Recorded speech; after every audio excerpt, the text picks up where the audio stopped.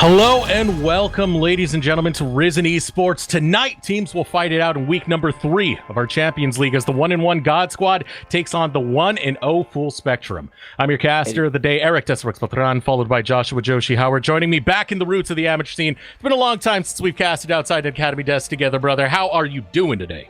Oh, I'm doing good. It's been a great series of weeks for us overall here at the Joshi studio, but we do have some big games going on between God Squad and Full Spectrum, as you already mentioned. And it's worth noting, this is actually the first time that we see Full Spectrum actually coming onto the Rift. They've picked up their first win in week 1 due to a forfeit from their opponents, and they've rescheduled their week 2 games. So we'll have to really see what kind of tools they really bring to the table this time. As God Squad, we've already talked about, they're looking pretty good over here in Division 1. Yeah, absolutely. 1-1 right now. It's nothing to scoff at. It's still a victory nonetheless, and it's still a start. It's very hard to go into these games having a negative record and trying to carry yourself back into playoffs. Now it's time for God Squad to start taking in those wins, but it's also time for Full Spectrum, to really start displaying themselves on the map, because they do have an advantage of being able to watch the other teams play a little bit, get some information in before they actually play. But then you got the reverse thing going on where God Squad is actually warmed up for the game. Yeah, it's interesting. You touch on it a little bit, where it's the difference between preparation time versus actual playing time. In Full Spectrum, we've had a couple of patches since Risen has started, and they've got more time to try and identify what works on this patch, because they're going to be playing more games on a single patch all at once. So don't be super surprised if they have a better read on the meta than a lot of the other competitors. And especially looking over at God Squad, who you can see on your screen, currently don't have a listed coach for their team. They might have a couple things where they don't have as many walls to bounce off. They don't have the same number of ideas, and you end up just getting this kind of an echo chamber, whereas Full Spectrum, they got somebody on the outside to come in and just kind of reevaluate everything that the players are thinking, and just give them the point at which they say, maybe we shouldn't do that. Maybe it's not the time to start picking Kog'Maw mid right now. But the thing about coaches is it can be hit or miss sometimes. Sometimes you can have a terrible coach that gives you a terrible draft, and other times you get the greatest of all coaches who knows the other team, researches them quite well, and picks that both are comfortable and can actually win the game, or meta supporting. Meanwhile, if you don't have a coach, it doesn't mean it's the end of the world, though, Joshi. You know, some of these teams, they just work so well on comfort picks, and they can ride that out to the very end.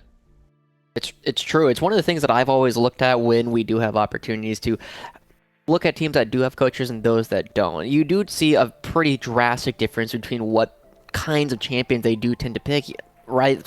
You often get more meta styles with the coaches, but the interesting thing that you often see is, especially at this level of play where you can expect most people to be able to play most champions that are important to play, and you can compare it to things like the professional scene, you're going to get a lot of people playing a lot of meta champions simply because if your opponents play those champions, you need to be able to pick them as well. And God Squad, starting off on the blue side, they can use their first pick as effectively a 4th ban to try and take things away from Full Spectrum. So this is one of the big reasons why all of these scenes start coalescing into a certain champion pools, because you need to be able to have that drafting flexibility of taking things away from your opponent. And I gotta ask you, Josh, you just brought it up a second ago, Kog'Maw mid and everything, and all the crazy stuff that's been going on in the world's meta. Do you expect anything creative to come out of these two teams in their very first match, or do you think we're gonna just like kind of let it simmer before we start heading into those game number 2s and game number 3s? That depends on what you mean by creative, Mr. Desrux. I mean, you're looking at the world's meta right now, where you're playing as many marksman mid as you are mages bot.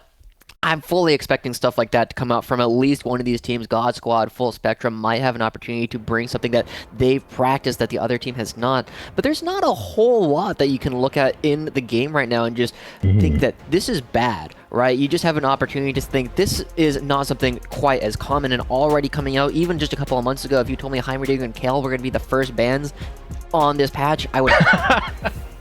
The world's meta does crazy things each and every year. I remember back in Season 2, Evelynn was laughed at for the longest time. Alex Ich brings her into the world's meta. Suddenly, everyone's picking her. It's the type of things we see every time this time of year comes around as more bans do go through. Vladimir taken off the table, as well as Pantheon. The interesting thing that you tend to see with all these bans is all of these champions can be played in multiple positions, with Heimerdinger probably being the one that is most relegated to the bottom lane of all places. And then also on that table where it's only really one place, you only really see this in the top, and it's a very big A5 champion.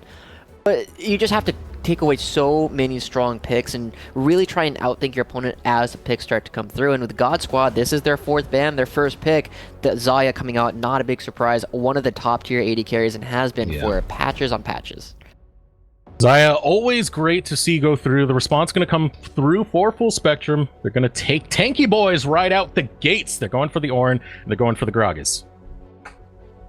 Yeah, it's going to be rather interesting, but we are going to be resetting. It looks like one of our players has misclicked some of their champions, and I would have to imagine that the Gragas is something that you really expect to come through, but the Ornn first pick's got a lot of weak matchups, so I wouldn't be surprised if that ended up being something different as we get back into the draft. The Xayah I expect to stay, the Gragas I expect to stay, but the Ornn, maybe something like the Kai'Sa, something that is the other top-tier AD carry. Or you can go for the very old school method of just taking away the Rakan for the sake of not letting Rakan Xayah be a bot lane duo. Of course, second rotation, there's all kinds of spicy things you can go for. There really is, and you touched on taking away the Rakan. Like, the Xayah Rakan lane is super strong. It's got a lot of early pressure on the game. There's a lot of cool things you can do with it later on with the strong engage tools, but it also has a tough matchup against things like the Kai'Sa Nautilus. The Nautilus has an opportunity to just grab the Rakan out of the grand entrance and completely nullify everything, and then he's a tanky boy as well. With the Aftershock, it's very difficult for Xayah, especially early on in the game, to get enough damage down into the support to win a lot of trades.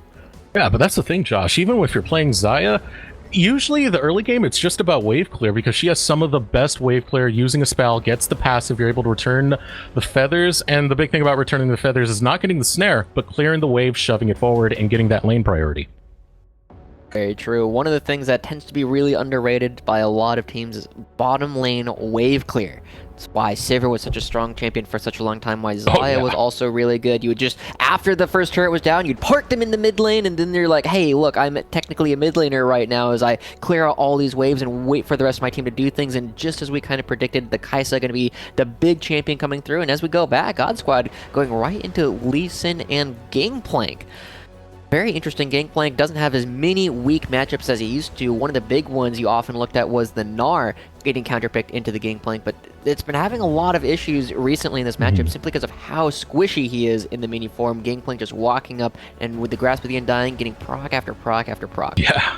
People kind of forget that Gangplank actually has a decent early game because his Q mana cost is so low. You can just keep spamming it if you're not using it on the minion wave to get the refund. He can be a threat, but Full Spectrum, they're looking to respond with the Orianna, and we're getting into the second phase of the bans already. Morg, as well as Quinn, Syndra, and Taliyah all taken off the map. Let's get to this. Interesting. The Ornn's actually still going to come out from Full Spectrum anyway, going up in the top lane into the Gangplank. Now, Ornn doesn't really care about his early game all that much. He knows he's not going to be able to contest the Gangplank, but it does create a ton of later game opportunities to remain strong in the game and really just make all these champions that are already powerful later on for Full Spectrum even stronger. But that gives an opportunity, interestingly enough, not going for the Khan like you touched on previously, going to be picking up the Galio, and in the mid lane, against the Orianna, they're going to be opting to pick up the Kassadin. Ooh, the anti-mage is going to be able to hit the rift today. Now the trade's coming through. Poppy will be the response coming out from Full Spectrum. It's going to be support Poppy on top of that. So that's pretty nice right there because he got the steadfast presence to stop any dashes that are going to come out of the Galio. And it's so easy, too. Looking at Jamaican Banana with the Galio. Galio backs up before he goes in with the dash. That is a very obvious tell. It's easy. You're not even reading. It's just reacting to what your opponents are doing. And then, of course, Lee Sin is going to struggle with all of those blocks and slows as well coming out. So overall, Full Spectrum have a lot of crowd control and a very traditional wombo combo style team composition. They're really looking at team fight. But on the other side of the map, God Squad, this is a composition that can very easily nullify a lot of early game team fighting power from Full Spectrum because you got both Gangplank and Kassadin. One of them can provide wave clear from across the map, and then Kassadin, he doesn't ever have to join the team until it's already a winning fight. And Kassadin, he's the best janitor you can ask for when it comes to a mid laner. He can clean up fights, any of those stragglers, chase them down with the Rift Walk. It's very hard to get a Kassadin off you once they get going, and I believe not even Steadfast Presence stops Rift Walk. It's only going to stop the Sonic Wave Resonating Strike as well as the charge that comes out from Galio. So that's going to be one of their contingency plans when they want to hunt down that backline using that Kassadin. Interesting to see what they end up doing. We're going to be going onto the Rift fairly shortly, but the one last thought I do want to bring on, whoa, a big explosion coming across. Something exciting is happening. But we'll get that on your screen here in just a moment. It is the 10-year anniversary of League of Legends after all, with all of the new games and everything else that Riot Games has now provided to us. So, Summoner's Rift, still going to be mostly the same until we hit Season 10. I appreciate that. Everyone who's been calling them Riot Games and really emphasizing that S, yeah, we got great things coming around the works, and League of Legends will always be a staple nonetheless, though, and that's why we're having our competition right here until we get those games going. And as we said, it's sure to be a hyped up matchup. God Squad versus Full Spectrum. God Squad, they kind of have a little bit of a squishy team going on, but there's so much aggression at every stage of the game. Full Spectrum, so many defensive tools to stop the God Squad's engagements. It's going to be an interesting matchup to see go through.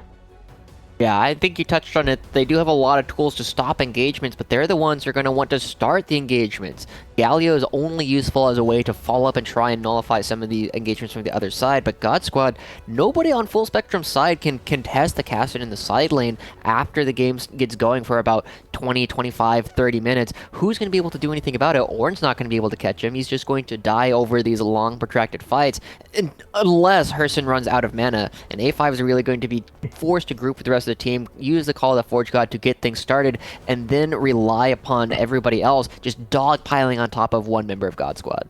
Hey, don't knock down the late game tanks. We saw what would happen with Sion, where he would get to this late game stage and you would just basically tickle him to death after 30 minutes of auto attacks. The same thing could definitely happen with an Ornn, and the crowd control he provides, especially Call of the Forge God. Goodness gracious, it's one of the best engage tools to follow up with a shockwave as well. This could be tremendous for Full Spectrum, but it all requires your ultimates. It all requires the game on our screen. It all requires the it all requires a proper setup. It all requires your R's. Yeah, there's a lot of big setups, as you talked about, and one of the things that Full Spectrum does have going for them is, we touch on this over and over and over, is Orianna was always one of these mid laners who had a reasonably strong early game and a really strong late game as you got a lot of AP onto the Shockwave, but during the mid game, not doing a whole lot of damage. It was mostly utility ultimate. That's no longer true. They've added a lot of base damage into the kit, and so now, even without any AP, you're safer to go for that early lost chapter because you don't need the damage immediately. It's going to make the mid-game, where God Squad is really ramping up with a lot of their characters, a lot scarier than it was originally. Yeah, so it's going to be interesting to see how this game plays out. We're having a little bit of an extended delay right here thanks to some of the draft hiccups that were happening earlier on with the misselect. We will be getting to the game quite soon. But yeah, lot on the line. Full Spectrum, they want to continue an undefeated win streak when it comes to the grand scheme of things. God Squad, they want to avenge that one loss and just keep going in a positive direction. But we can only have one winner, Josh, and better League of Legends, that's all that counts. It really is, and it does start with the draft as always, but I'm really liking the way that Full Spectrum has been able to draft their team. You touch a little bit, I mean, we've mostly been focusing on the solo laners and the bottom lane a little bit, but we haven't talked a lot about these two junglers, and a lot of people have been looking at Gragas as kind of the better Lee Sin in a lot of ways. He wins the head-to-head because the Resonating Strike, you just cancel it with the Body Slam, and Lee Sin's going to get knocked out of his second Q pretty much no matter what. It's your reactionary move, whereas Lee Sin is very reliant on getting things going early on in the game. Gragas is got a much easier time for executing his actual engagements in these team fights. Yeah, it gets kind of scary on the Lee Sin because if you don't execute early, you just don't execute. You become the insect machine who's looking for the perfect Dragon's Rage to set up his team, and that's it when it comes to the late game for Lee Sin. He falls off hard. Gragas can stay useful at all stages of the game, so if he wants to put on that early pressure, he still could. Level 2 Gragas is devastating as long as he has the Body Slam, but finally, the time has come. God Squad versus Full Spectrum. We are now hitting the Rift. Here we go, going out for a pretty standard move on both sides is very simple, fan. Not expecting a whole lot from these early games without the presence of the junglers. You see that Josie has picked up the Predator, going to be going for probably a fairly standard route. Red, Krugs, Raptors going to back after that in order to pick up his Predator boot so that he actually has access to a Keystone. But everything else, you're not expecting a whole lot. Jamaican Banana should know that he can't really engage into the bottom lane. To the top lane, you got an Ornn and a Gangplank. They might be trading blows here and there, but no kills should really be expected without the presence of at least Lee Sin or Gragas. And it's also kind of a tough situation for this Lee Sin pick as well. Oriannas tend to play a little bit more on the safe side, and then bot lane should be shoved in, dealing with the Xayah and Galio combo. In the top lane, Gangplank can bring some damage. It's going to be a tanky Ornn. It's going to be a while before they start to snip away at him. So I imagine it's going to be a little bit of a more aggressive invade game coming out of Seeking LCS, just trying to get in that deep vision and respond to the plays being made by the Gragas. See how true that ends. Just as I mentioned that Josie was probably going to be starting on the top side with the red, he's instead going to be starting with his own blue buff and probably clearing from the bottom side to the top side. He really likes going for a lot of these AoE clears on all of these jungle camps simply because he's got great AoE tools. Every single one of his abilities is able to hit more than one minion at a time. And I'm a little bit surprised he's going for this. With neither side getting early vision down on the board, it just means that he's a little bit freer to go about and try and figure out where he wants to be. Yeah. And I think the good thing about this at the end of the day is Lee Sin typically starts on the red side, but now we're seeing Seeking LCS start up over towards his blue, so he's not, at least I think he's not going to bump into Seeking LCS. He should be able to get his scuttle completely uncontested. We start to move around, you got to take stock of where things are going, and we touched a little bit, and you were saying that Not Too Clean likely to play a little bit more defensive on the Orianna, which is often true. You tend to be in a situation where you are going to get pushed in by a lot of other mid laners, but Cassidy, not one of those mid laners that has a lot of tools to actually get this wave pushing against his opponent. And so one thing that you might see, there are two basic ways that you deal with characters like the Cast and like the Nasus that really scale up hard later into the game. You can either try and shove them underneath their turret, or you can freeze as Not Too Clean, trying to freeze it a little bit in front of his opponent's turret. But Seeking LCS already coming in with Not Too Clean pushed up, that is an opportunity to find this early gank and potentially an early kill. Yeah, it's teleport though on Herzen, so the kill presence is going to be a little bit on the low side. You need that level 6 cast in before you really have that kill pressure, but they're still going to go for it anyway. Taking the long route is going to be Not Too Clean, but it's not worth it at that point. Seeking LCS just going to back off. Had some time given over to his opponent. Is AS going aggressive in the top lane? Undefeated one. Might have been off more than he can chew there. A little bit of hubris. A5 makes him pay, but doesn't get the kill. It's just going to be a recall and burning that teleport. I mean, that's pretty good for Ornn. You don't necessarily expect them to be very aggressive or able to be aggressive a lot of this time. One thing, though, Undefeated One is actually going to be staying up here in the top lane, looking for an opportunity to make sure that he can get as much as possible. He wants to get that tier before he backs, get that Shane so these Qs do even more damage, but he's got to be careful because Josie has been sitting up on that top half of the map for a long time. Yeah, he wants to body slam on in, but not gonna take the opportunity. Instead, gonna go for the vision, try and figure out where Seeking LCS is. No gank will come through. Instead, just gonna take the recall, finally get those Predator boots. Thank gosh, having a Keystone really, really helpful for all these characters, and Not Too Clean actually pretty happy with the wave position now. We were talking about how we could either push them in or pull the wave against them and make sure that they don't have an opportunity to farm. Right now, Herzen going dead on even with this Orianna. If he can get that freeze going, it'll be in a much better situation. You can slow down the scaling from the Caston, who's already level 5. That's going to be a scary position because at that point it's so much harder for Josie to come in and try and get these successful ganks, and this is part of why Seeking LCS trying to break that freeze from his opponent as well. And so far, Y2E pretty good with the way that they've been playing with this Lee Sin. I mean, when it comes down to it, those early levels, that pre-6 is the best time to bully up a Kassadin, and that time's coming to a close because only one more level for the Rift Walk to come online. Still, only tier of the Goddess. It's not going to be that much damage, and it's not going to be for too long until he starts to stack up that tier. But give it a little bit more time, even 5 minutes, and that kill pressure starts to grow even more. Not Too Clean's going to have to watch his back as well as his front. Gotta pay attention to the junglers as well. It's difficult for Hurston to find a solo kill even at level 6 with this cast. And you already touched on the fact that with the tier, not going to be getting as much damage, but this is what you do. You go for the tier. Oftentimes you double it up with the Rod of Ages as well, so you're going full scaling. But neither of them have an opportunity to get this kill unless their opponent makes a significant mistake. So again, watching Josie, watching Seeking, see what they do is it looks like we have more people. AS going aggressive again. Yeah, more knockups. He's going after the undefeated one, but AS will only get him to about 200 health. The bowling still comes through.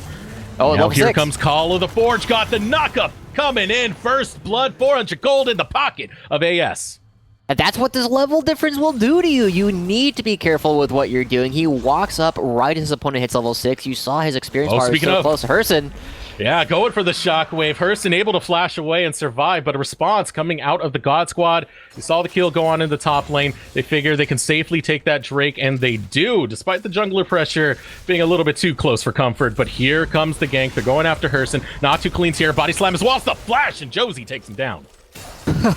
Going aggressive right after he uses his flash. I mean, he knew Not Too Clean did have access to his ultimate, so I understand where he's coming from, but so far, Full Spectrum looking really good in their first foray into the Risen Champion Series right now. Week 3 coming through, and they are already starting to swing. They're doing great in the top lane, they're doing great in the mid lane. The only place where it's even slightly behind is going to be in the bottom side, where it's mostly just been a farm fest between these two. You notice that both of them are really close to having a perfect farm situation, and Joey Steps just trying to see what he can do, see if he can continue this freeze, because he's the one who has the teleport, he's the one who now has total control of the wave, and Blake and Jamaican have to walk all the way back into what is now a perfectly frozen wave by Full Spectrum bot lane. Yeah, so smooth from Kizim, just catching that wave as it walks towards the tower, taking the damage and waiting for it to crash into his next wave. Smooth plays. Brilliant supporting right there. If you're watching that and you're doing rank, you're a support player, do more of that for your ADC. Still though, Seeking LCS hasn't had that much of an impact on this map thus far, and he is one of the key components for God Squad to find early success. He needs to start making plays.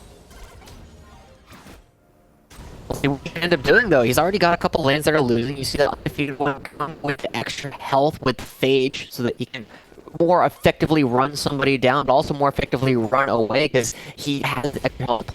But he doesn't have a whole lot of mana. He's not going to be able to push aggressively onto his opponent nearly as often. And LCS looking to back away, but getting spotted out by A5. Yeah, here comes the fight. A5 looking to back up, Seeking LCS, chasing him down, but Not Too Clean is able to join the fight. So is hers, and Josie on the sidelines. A few autos go in. Sonic Wave waiting for the resonating strike. Speaking LCS will not get the kill onto Not Too Clean. A 3-for-3 fight goes even. And nobody ends up dying. Not Too Clean has to flash away, and you saw it because Seeking went backwards with his flash. Not going to be able to get in range for the next resonating strike and potentially having an opportunity to start cleaning that fight up.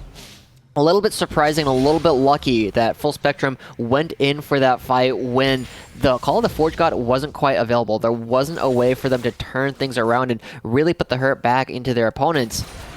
But down into the bot lane, people are starting to get a little bit low, and just as you mentioned earlier, the extra wave clear available to the blue side of the map is going to really help them out as Full Spectrum push underneath their turret one more time. But with a 2,000 gold lead, Full Spectrum very happy with this current situation. The only thing that they're a little bit upset about is the Ocean Dragon during all of this fighting ends up going over to the blue side, which will give Undefeated One a little bit of a better time up in this top lane matchup. And a lot of that's thanks to the priority you get from that Xayah and Galio. Just shoving it forward, make the play, grab the Drake, back off. Still, though, this priority is not going to mean too much if Seeking LCS doesn't take advantage of it, because, mind you, who took that Drake was Blake and Jamaican. It wasn't Seeking LCS. He still hasn't made his impact felt on this map. We need to see this coming out fairly soon. He's currently down in farm, he's currently down in kill participation. He hasn't been having an opportunity to do much of anything as A5 goes aggressive under turret. Under the tower, A5 gonna get some damage in, as well as the Call of the Forge God going through, finding the knockup. 300 health remains. Still gonna need quite a few autos, and 2 is all it's gonna take for A5 to claim a kill. Josie in the mid lane. It's not over. Galio, everybody's here in the mid lane. Hero's entrance looking to show up is Jamaican. As going down is Seeking LCS. Joey Steps able to get 1 kill. So Shockwave goes off. Pulling back in. Jamaican Banana. Now Jamaican on the run. The knockup does go through from Kai'Zim, but here comes the Killer Instinct. Slam into the wall. Jamaican Banana gets pilled. And Full Spectrum are on fire. This is big. It's crazy. They had one extra member, Blake, not able to join the rest of the team, and not having AD carry made this situation go from what was looking pretty bad into something that was completely unsalvageable. And at the same time, A5 able to make his own advantage. He's already up 35 farm, already picking up multiple plates. We were saying he's kind of conceding the lane with this pick at the very beginning, but he's really proving us wrong. Just simply because Undefeated One hasn't been respecting the damage that this Orin can still put out. Absolutely. We thought it was an early Orin pick. Turns out late, it doesn't even matter. Pick it at any stage of the game, and success will come your way if you're A5. Plates will be falling within the next 3 minutes. So still got to collect that bit of gold. And speaking of gold, A5 has collected 4 plates in the top lane. He's just abusing Undefeated One. Yeah, 3 plates in the mid lane as well. They're doing fantastic across the map. Now, the one thing is we do have another Ocean Dragon spawning, and definitely something Full Spectrum would really like to pick up. Are they just going to go over the wall? Look at LCS. This could be really bad. We're going for this. Her zone caught into no man's land. Falls to Kazim. Now Undefeated One trying to get some vengeance. He's going to pick up 1 kill, but Kazim has already picked up 2. Now Josie on the run. Can body slam over the wall and will do just that. Undefeated One will acquire no more kills. Full Spectrum will get the better of this. What a weird fight. You saw that Hurston and LCS punished so heavily for stacking on top of each other. The flash body slam from Gragas, so we do get this replay. Now, it seems like the red side, Full Spectrum, knew something was up. Gangplank hadn't shown up at all in his Hurston, and LCS go aggressive. Instantly punished by Josie. They get hit by multiple major spells, and you saw the effect. We talked about it earlier. Lots of pressure coming up from the Poppy. This might be hubris right here. Kazim trying to keep Josie alive. Josie being in that queue will hop away, but the Ignite will take his life. Now, Kazim still fighting tooth and nail against Jamaican Banana, but that health bar is too low. Could not save his comrade. Ultimately, ends up being a 2 for 2, but the Ord. That might change right now. Call the Forge God goes through. So does the Dragon's Rage. Going after Joey Steps. Kaisa gonna back off her zone, looking to get the chase, but Shockwave rings true. Her zone pulled back in. Riftwalk over the wall, able to survive, and somehow, some way, no one else goes down. Crazy. The Josie is the only one to die in that. We got this replay. We got to see all of this. As Josie sticking around trying to deal with Undefeated One, goes aggressive but doesn't realize that the Galio is right there to provide support. Ends up getting a little bit more than they're expecting, and of course eating oranges, making everything okay. Jamaican Banana here with the Ignite, just able to get the walk away fighting. Overall, still, the game looking to be in the favor of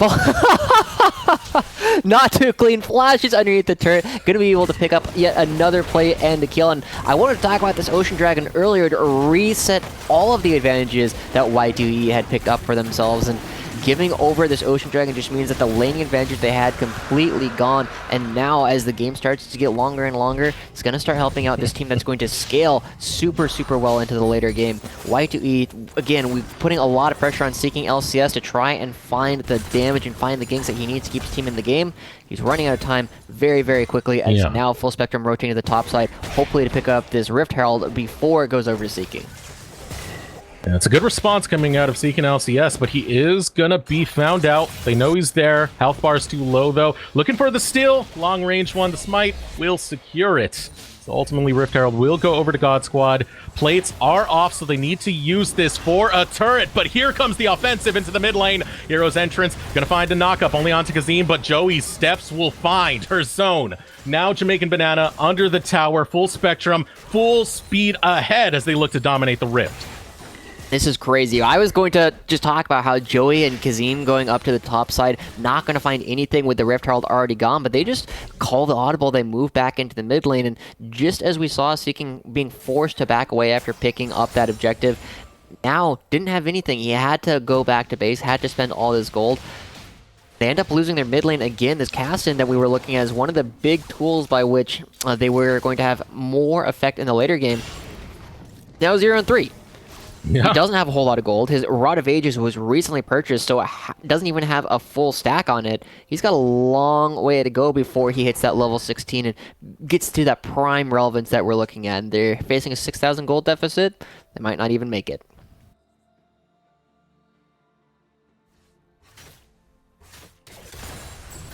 Gotta give me a second here. My thing kind of messed up. I think we're good now. 5 working a little bit to try and make sure that he has total control. He hasn't really given up a whole lot to Undefeated 1. If you just look at the item discrepancy, a full Sunfire and most of an Abyssal Mask already completed, as they might find each other. He went for a knockup, didn't quite find it, but Seeking LCS is around the corner. This is a little bit as A5 is going to be able to back away, not even being forced to use his flash, but you see that everyone from Full Spectrum, they recognize that the Kassadin has moved up to the top lane. They have everybody up in the mid lane, and they have enough poke and enough tools to hit this turret from range that it's very difficult for Jamaican Banana and Blake to step up to the wave, and I wouldn't be surprised if this turret went down on either this wave or the next, unless Y2E starts moving together as a full unit, and without doing that, giving over more map control. Now this engaged squad can really start pushing the pace of the game. You see as the vision comes out, red is red side, blue is blue side, green is shared by both, and A5 going underneath the turret takes away most of his opponent's health before they even have a chance to react. Yeah, just as we're saying, big vision control already coming out for Full Spectrum. They find another kill as Kai'Sa moves down into the bottom lane, picks up Undefeated 1, who doesn't even use the flash. He finally has the completed Trinity Force, but if they lose this bottom lane turret, they're going to be losing even more control of the bottom side of the map, and this engage composition that they've built for themselves is going to be incredibly dangerous. They're starting to move behind Seeking LCS. Will they have an opportunity to get out before Josie gets to the body slam? They're going to kick him. It's going to be enough. Kazim also going to run into Jamaican Banana and as he transitions to the bottom lane, but 4 members already here for Full Spectrum. They have a teleport available from Not Too Clean. And he's just going to be taking away half this turret before the cannon barrage can even do anything to clear the wave. Not Too Clean, again, he's kind of, it almost feels like he's doing the rest of it, and oh no, Blake forced to use his ultimate just to dodge the turret shot. The Galio is going to come in, and it might actually be enough. The taunt is there, but isn't going to be enough across the map as they lose another member. 3 members of Full Spectrum still alive in the bottom lane, now starting to hit the turret. They're going to trade a little bit back with their Rift Herald, but very happy with the situation overall, and A5 teleporting directly to the mid lane turret. Everybody except for Not Too Clean is here. He's going to have his teleport and the full rotation not for the entire team. Kazim trying to force people away, actually not going to quite land the stun. The taunt going to be landing down onto Joy's steps, but just pushing everybody back, making sure they can't use the Rift Herald to its fullest extent. Does pick up a single turret. Y2E is going to get a little bit more opportunity to create this mid lane priority with the wave, push things, bounce them off the second turret of the red side of the map, and that could be really impactful as we're starting to look at the 3rd dragon of the game, this time a Cloud. And everybody coming back, resetting, buying their full items. Might have an opportunity to do something in a couple of minutes if they choose to go for it, but you have to look at the people who are going to be doing a lot of the damage in these fights. You're looking at the Gangplank, the Kassadin, and the Xayah. None of them are at a spot where they can do the same kind of damage as their counterparts on Full Spectrum. The only one who might be in a similar spot is Joey Steps, who only has the complete Storm Razor, and as soon as I say that, completing the Ginsu's Rage Blade, going head over heels over what we were seeing out from Blake previously. You gotta love the Rage Blade on a Kai'Sa. This is where it starts to get feisty. This is where it starts to get spicy. But walking around right now, God Squad, they're looking for Not Too Clean. Actually, not looking for Not Too Clean. They're headed up towards that top area to just get some vision in. No idea where Not Too Clean is, but they do now. And you definitely want to avoid them at this stage of the game. I mean, we got components for the Omicron. We got the Ludens. That Shockwave is going to hurt a hell of a lot more than anything her zone can bring. Yeah, absolutely. He's still got the Rod of Ages stacking up, doesn't even have the Archangels completed. The interesting thing that I'm looking at is to see what Full Spectrum will do as they now have all of the outer turrets down. They've gotten the second turret down in the bottom lane as they start to move forward, Seeking actually in a really interesting position, dodging away from all of this vision. He's going to step over a ward here, man. But little do they know it's a 2v2. Yeah, Shockwave goes off, pulls in her zone, but a 2v2, as you said. Dragon's Rage goes out, trying to claim a kill, but Seeking LCS will take down Not Too Clean. And as you see, as soon as they die, everybody from Full Spectrum starting to back away. No, there's no way to save or even avenge the Orianna. This is something that we've been seeing a little bit more. Very aggressive Kai'Sa play potentially starting to come out fairly soon. You saw Joey. I have to imagine if he had actually landed that W onto Blake, would have taken the Killer Instinct, jumped right on top of his opponent. No way. They're not hitting the Baron, are they? Josie's just cleaning it out. No, they actually procced it earlier. Alright, they are thinking better of it, and they do see an overextended Kassadin, but he's already level 11. He's got plenty of ways to get out. Here comes the fancy feet. Doesn't get slammed into the wall. Able to get another Rift Walk, but Ignite. That's all you need. Can't walk away from that one. Will fall down, but this leaves the Baron wide open and a member down on the side of the God Squad. And Full Spectrum, they're going to look to take advantage of this. Undefeated One used his teleport very recently. I'm not sure where he ended up taking it to, but he doesn't have a way to join the rest of the team. Kazim is playing blocker as everybody starts to come over. They don't have a whole lot of vision behind the pit, so Seeking LCS might have an opportunity to do something, but already getting blocked out. A Call the Forge God goes through, finds a knock-up onto Jamaican, not too clean, looking to back off, critically low. Kazim also low as well. The feathers are flying as Blake tries to claim the support, will not get it. Jamaican, however, gets dropped by Joey Steps. Now Josie on the run, Undefeated One, wants to get one kill before he goes down, drops to Josie instead. And Full Spectrum, they're still on fire, didn't even lose a single member. God, we're going to have to get a replay of that here fairly shortly because Full Spectrum played that so well. All of their bits of skirmishing, all of their opportunities to dance around the fires, we got it coming right on up. Pay attention to what happens to the AD carry and Orianna for the side of Full Spectrum. You see that Joey Steps actually takes a lot of damage early on from this cannon barrage. Is already down to half, where it's not too clean, a little bit more focused on killing the enemy jungler than actually doing DPS to the Baron, and ends up putting himself in a spot where he is crushed by both the Galio and Blake, but not enough to go down. He's barely alive. Joey Steps on the other side, still chased around by Undefeated One, and neither of them have been able to put out a whole lot of damage across this, which is why this fight looks so even for most of it. But finally, Joey Steps recognizes the team fight has broken. There's no way that I'm in danger anymore. Undefeated One is focused on other targets, comes back in, and suddenly Full Spectrum has the damage they need to close out the fight without losing a single member. 5 to 15. This is becoming a complete shutout. Only one tower taken in the mid lane from the God Squad, and nothing since. Full Spectrum have just been running rampant all over the Rift, and now they still want that Baron. They're going to continue making plays for it if God Squad will keep feeding them kills. Yeah, no cannon barrage available. Undefeated One can't even use that for vision or a little bit of damage. They don't have a whole lot of their big ultimates, and Full Spectrum very happy to fight. They still have the Orianna Shockwave available, as look at this, they're looking to turn.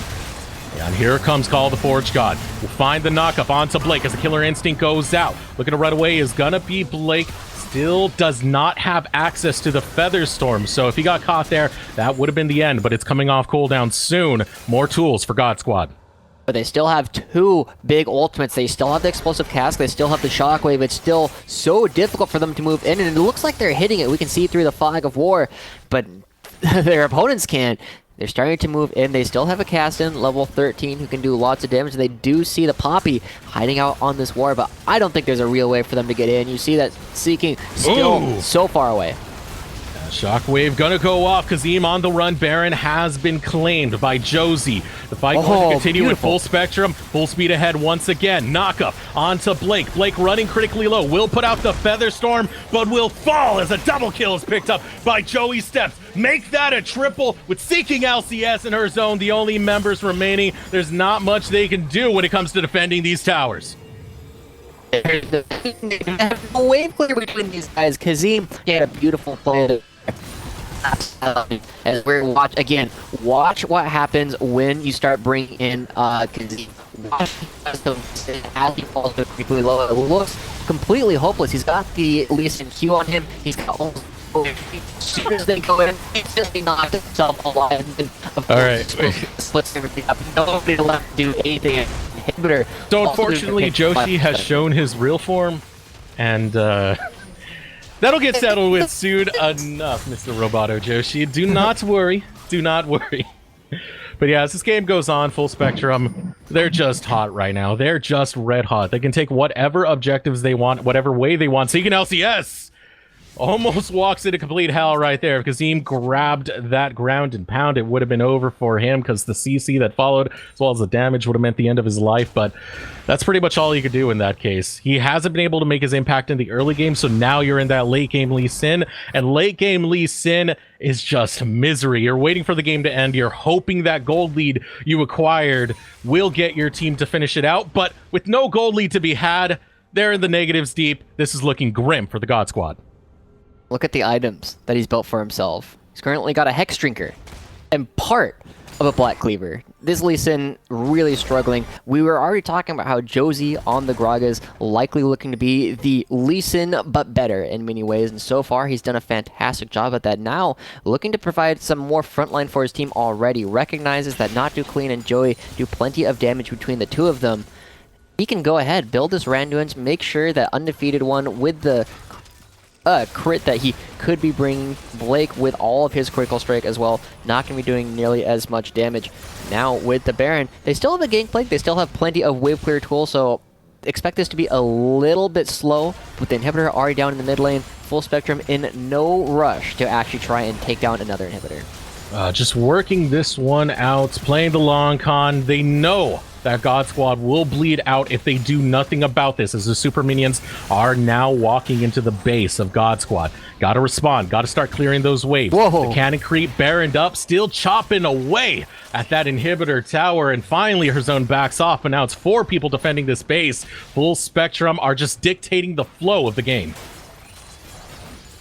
Person finally moving off to the side, trying to deal with the supers in the mid lane. This is an opportunity to look for a Call of the Forge God, and here it is. Here we go. The Call of the Forge God goes out as well as the Shockwave. Undefeated one is now on the run, but he might be done as A5 takes them out. Her zone able to grab 1 kill, but Full Spectrum are online, and they're deleting the members of the God Squad. Only Jamaican Banana remains, a turret falls, and the rest of the crew are ready to deconstruct this base.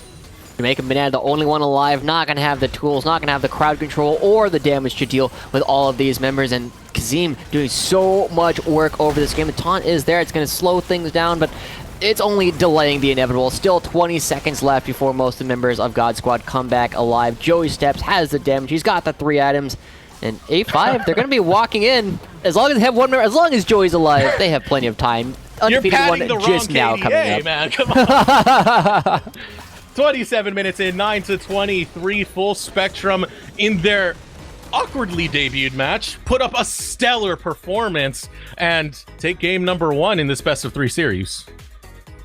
It looked really good, like across the map. There were some very small hiccups when they were going a little bit farther than they maybe ought to have. But overall, once they had the advantage, they never let it go. They were not afraid to start the Baron, as so many teams are, because they just understood they had the advantages, they had the tools, and they can play to kill the Baron, or they can play to turn around by baiting the other team to them. And they were able to do both sides of the coin beautifully. Yeah, so Full Spectrum, they're looking great thus far. I mean, God Squad 1-1, it's not a bad record whatsoever. 1 loss, 1 win. You're going dead even. You're starting off the season decently, but Full Spectrum are putting an end to that right now. Now that they're actually on the Rift, they're showing us what they're made of, and it's some great things. I mean, what we saw out of Josie, that early game Gragas was always a factor, was always a threat, but keep in mind that Gangplank as well. Just being able to destroy A5, it was some beautiful stuff. Yeah, I'm really excited to see what these guys are going to be able to do in Game 2. Will God Squad be able to turn things around? Will they have some kind of answers? It feels to me like they kind of outdrafted themselves a little bit in the first game. They picked a couple of things that didn't do particularly well into the Poppy, and some of the bans were not the most obvious things in the world to me, but we got a lot more League of Legends to play. Full Spectrum with 1 game already ahead. Just need to take down 1 more to finish out the series. Yeah, so we're going to take a moment to throw it over to a short break, and when we return, we'll get into game number 2 of this series.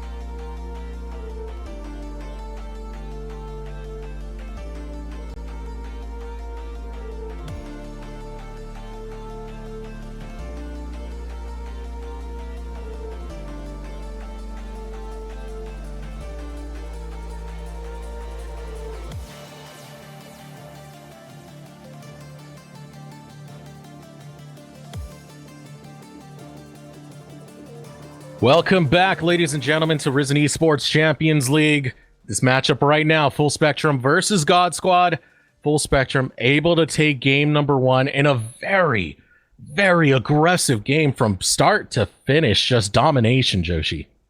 Yeah, and to highlight that, we do have a couple of replays that we did want to go over to kind of show places where God Squad looked a little bit too aggressive in the way that they were trying to pick up some of these kills, and there's a couple of fights in particular that we want to highlight. So looking at this first one, this is the one where I went full robot, showed my true colors as you talked about, but they're trying to dogpile onto a single member, right? They're trying to pick up this kill in order to finalize everything, and as a response, look at how much damage they take from the explosive cask. They move around, and as soon as they realize, wait a second, our slam jam style of team fighting isn't going to work, they're going to be completely routed, and all the tools available to Full Spectrum allow them to chase down almost every single member. The next one, we see them try and split up the team fight a little bit more as we have an opportunity to jump to the bottom lane inhibitor here in just a moment.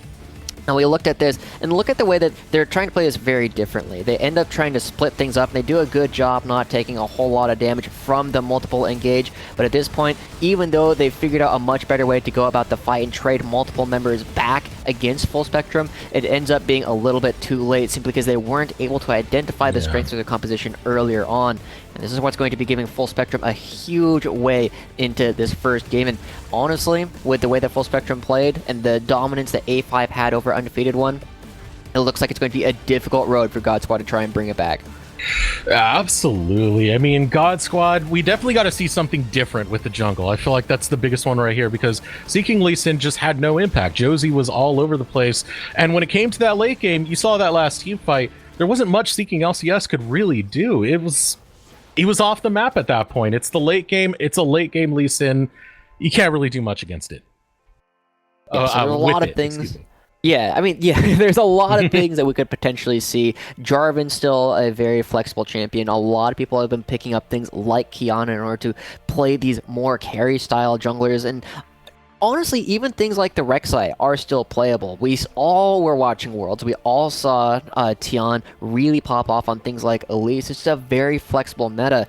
Unfortunately, Lee Sin, we've mentioned this like 3 times at this point. Gragas does almost everything Lee Sin wants to do and just does it a little bit better. So even after the Gragas gets picked up for Full Spectrum, God Squad still has plenty of tools that they can do to try and either push the game in a different direction or to try and go head-to-head. Lee Sin into Gragas unfortunately wasn't the answer this time.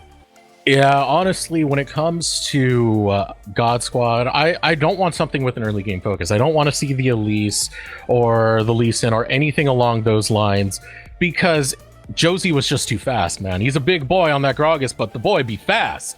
I want to see something that has a little bit more safety, that's a little bit more on the tanky side. I would like to see something like an Olaf, perhaps, or even Flower's favorite pick, Skarner.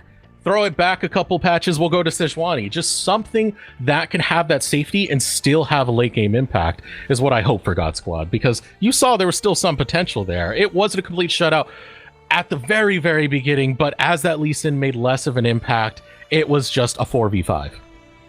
Yeah, the one other place I would like to touch on, we saw that one of the interesting things was that the top laner for God Squad picks up the gangplank relatively early, and he looks okay for a little while. Unfortunately, trying to stick around for a little too long after taking a really bad trade, ends up giving over a kill to A5. These are things that you can't allow to happen in a matchup against the Ornn. Ornn hasn't been picking up solo kills against almost any top laner in such a long time. Yeah, you got to find something a little bit more comfortable. Now that they're moving over to the red side, they're going to be able to give him a counterpick opportunity, and Full Spectrum going to be pressed a little bit harder in order to find the same kind of advantages. Yeah, so just some post-game analysis going on for you guys, and I'm sorry. Did you want to finish up? Oh no, that was it. I just wanted to finish that thought, and we're all good. I think God Squad has a much better chance now that they have moved to the red side because they will have more opportunities for counterpicks. Yeah, of course. Now, red side, blue side, it's all a different story the moment it switches up because the ideology that's going on in your head, your philosophy of how to treat draft is vastly different between the two spots. For blue side, you are looking for that very strong first pick to lock down that's going to control the game. For red side, you're looking to get that second rotation, something that's powerful, but not going to be just the overpowered picks for the sake of taking the overpowered picks. That's why I think stuff like Xayah is a brilliant red side pick, because it's just a strong lane without being an outright too powerful of a pick, though sometimes the world proves me wrong. But yeah, it's a different mindset heading into this draft, and that's what God Squad really needs. They need to reset their mind, head into this draft with guns blazing. I'm excited for it, but we are still not in a spot where the teams are currently ready to jump into the draft. So, do you have any other big thoughts you have between these two teams? You know what? I got one. You know and what? that's God Squad pull out a victory so we could just get a juicy best of 3 on my first cast back after almost a month of not being here. I want to see some League of Legends actions, Joshi.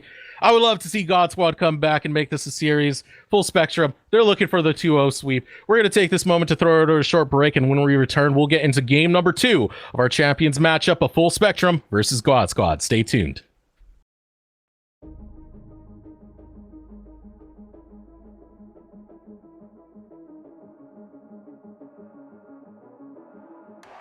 Welcome to the world, no heroes and villains. Welcome to the war, we've only begun. So pick up your weapon and face it.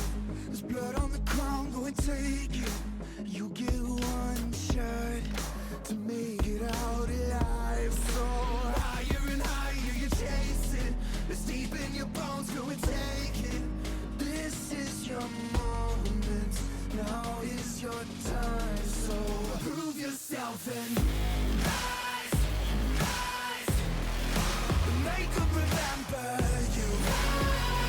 Rise, push through heaven. Rise.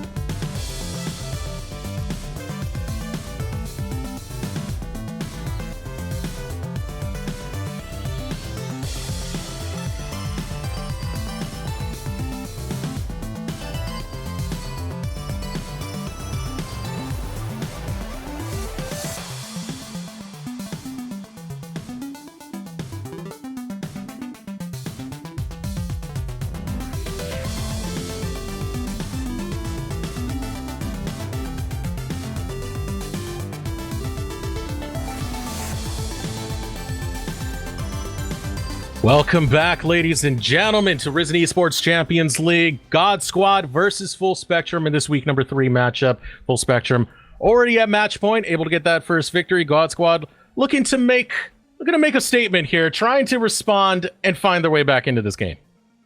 Yeah, and it's been an impressive performance coming out from Full Spectrum on their first game on the Rift here for Risen. They're looking to get that 2-0 in their first couple of weeks and hopefully pick up another win later this week as they finish up their rescheduled matches. But overall, it just looked really good, and we already touched on the difference in the drafting between God Squad and Full Spectrum, just kind of counterpicking themselves a little bit. They didn't have a whole lot of early priority to play with in either the mid lane or the top lane, and it just let Full Spectrum kind of run a roughshod over everything they were doing. And the leasing but better, the Gragas that they were able to pick for themselves, just provided so much pressure across the map. And it was such brilliant play coming out of Full Spectrum. I mean, the Baron plays as well, constantly forcing God Squad to respond to you to the point where they just overstep once and that is it. Baron is in your pocket. Full Spectrum, they just like a team that knows what they want and they know how to achieve it. And I believe that's Coach Wolverine. Give yourself some props, man. Yeah, it's been interesting. Ever since we've seen tanks kind of fall out of the meta, teams have been way more reluctant to actually hit the Baron and just take the time that it takes to get it a little bit low, force people to come over, because you take so much damage if you don't have something like the Ornn or the Mundos or the Scions, anything that's going to regenerate with a Warmogs fairly quickly.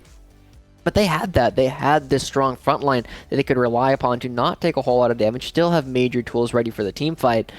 And they kept doing it over and over again, as it looks like we are going to be getting the champion select here in just a moment. God Squad on the red side this time when Full Spectrum will be picking up the blue. Can't wait to see what kind of counterpicks God Squad have ready for themselves.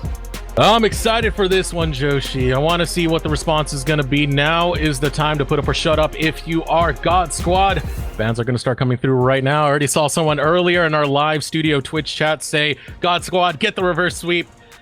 Odds are against them, but let's hope for the best, as first pick's going to go through. It's going to be Ornn, Full Spectrum.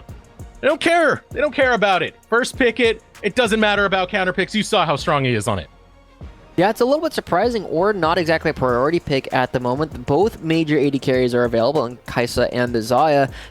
Neither of them are picked up just quite yet. Already picking up the Syndra as well to throw down into the mid lane, or it could even be played in the bottom lane. We're talking about AD carries being played in the mid and mages being played in the bot lane. This could be going over to Blake. You never know nowadays. You never know. Things got wonky one season, and now they've just never returned back to equilibrium. Counter picks coming through, Full Spectrum. They're kind of going with the same comp that we saw from the last game, going straight for that Gragas once again. Josie has a phenomenal performance on it. One more pick to go over to Full Spectrum, and God Squad, I'm still waiting for that jungler pick, because I think that's going to be one of the biggest things if they can get a jungler that works quite well the later stages of the game. Yeah, a little bit different coming out as well. Kazim going to be playing his most played support this season, the Thresh, as the Renekton does come through for God Squad. Now, we talked about how they were having guaranteed counter picks for themselves, but if this Syndra is going into the mid lane for Herson, means that they don't have a whole lot of major things that they can actually look to counter pick at this point. The Kai'Sa being the only tier 1 AD carry still available, and Blake looking to pick it up for themselves, meaning that the only thing they could potentially counter pick would be the jungle. And you've been knowing that the Gragas is going to be going in the jungle for quite a while, so it's a little bit surprising to me that God Squad has picked up the draft as they currently have been going for. Yeah. I do also really like the Kog'Maw as well, but we'll touch on that more after we see what God Squad's last pick is going to be. Yeah, that's a very confusing draft order. I echo you completely, Joshi. The Sancho picked up on the side of Full Spectrum. The final pick that they're gonna lock down, God Squad are going for the Kindred. And this is an interesting one. It doesn't work in the same way that the champions I was trying to say earlier with the Olaf and everything. It tries to act as kind of a pseudo carry. The question is, can seeking LCS get those stacks and get the kills to become that late game Kindred? The other thing that we touched on as well, we've talked about this before, Deserex. Kindred into Gragas is a little bit of a self-counter pick. Oh, yeah. Yeah, you have the explosive cast, you throw down the Lapser Sign, or all of your team to actually keep everybody alive. The explosive cast comes through and knocks the entire enemy team out of it. Then you can just clip all these low health members. It's going Robo again. I'm sorry, Josh. I'm sorry. Your net just hates you today. and I feel bad for you, man. But yeah, I got the gist of what you said there. That's the big thing. You throw down the Lamps for Spite, Explosive Cast knocks them out of it. It's a pretty easy combo to land. It's a pretty easy counter to do. So it's going to be definitely up to Seeking LCS to get into the right spot to use Lamps for Spite well enough, especially setting up dives. You can do something like show up over in the top lane, try and punish A5 now that the Renekton is on the undefeated one. Set up a dive around level 6, use Lamps for Spite around there. There's plenty of tools now for God Squad to have some early game aggression. Question is, can they make it happen on a macro level? Going to be a little bit difficult for them. One of the other things that we've talked about is where the priority does lie in the lanes, and Renekton into Ornn, not as strong of a matchup as you might expect. Having the extra sustain is really useful, but the real place where they're going to be losing out on a lot of priority is actually going to be in the bottom lane. This is one of the picks that I'm surprised hasn't made its way onto the world stage yet, simply because the Kog'Maw outtrades Kai'Sa at almost all stages of the game. You just press W, you stand still, and you just hit them right on back, and with all the percentage HP damage that you're doing, there's not a lot that Kai'Sa can necessarily do unless they find a big lead for themselves. So Pufu going up against Blake, as they do sub in, I believe that's a new AD carry, gonna have a really good time going up against the God Squad bottom lane. But the one thing here, though, that you got to keep in mind about Kai'Sa and Kindred is they work well on a lower economy than your typical ADC because they go for a lot of those cheaper items. We saw it earlier. The Rage Blade was picked up last game. Very standard Kai'Sa item. It's also a cheaper item than some of the others that are available when you need to combo them together to be that holy trinity of ADC. But we are hitting the Rift right now. Let's see if that can play a factor now that you have a more low economy composition coming out of God Squad. It'll be interesting to see what it is that they're actually able to do with these compositions. Thresh is going to be going with the Ancient Coin. Going to, a little bit interesting, it's going to be giving over a little bit more lane pressure to Jamaican Banana and Blake. And we already talked about the importance of early game wave priority coming out from these teams. I think they're kind of relying on the fact that Pufu should be doing enough damage with this Kog'Maw that he won't be nearly as reliant on having the Relic Shield in order to create enough pressure early on in the lane. And it kind of cracks me up that it's a Thresh versus Nautilus matchup going on in the bottom. You got the two hookers of the league, minus Blitzcrank, just ready to try and grab whatever ADCs they can. But it's a little bit more dangerous for Pufu, because if he gets caught at the wrong time, he doesn't have really much in terms of escaping. It's just his flash and that's it. Blake at least has the killer instinct once level 6 comes in to try and use it to reposition. Interesting, last time we saw the junglers both starting at the blue. This time they're going to be starting both on the top side, as they're just going in right away. Oh, okay, the fight gonna break through. Aftershock. Yeah, a little bit of pain. Get the cheese going on, but overall it's quite even. Just a little dent in the health bars going both ways. Jungler starts coming out. It's gonna be red side start coming from Seeking LCS, blue side start from Josie. So they're gonna be mirroring here, but going for that high economy type start that I love to see. Going straight for the Krugs right after red. Get that income going early when you're on that Kindred. Yeah, I think I figured out why Jamaican Bananas actually went for that early trade in what felt kind of like a just because style of fighting. They had just put down the ward, and if he hadn't done anything, Poof and Kazim would have been able to kill it entirely on their own. But starting the fight, taking a little bit of damage means that they do get control of that bottom brush, and it just means that Blake going to be a little bit safer from the hooks from the bottom side of the map.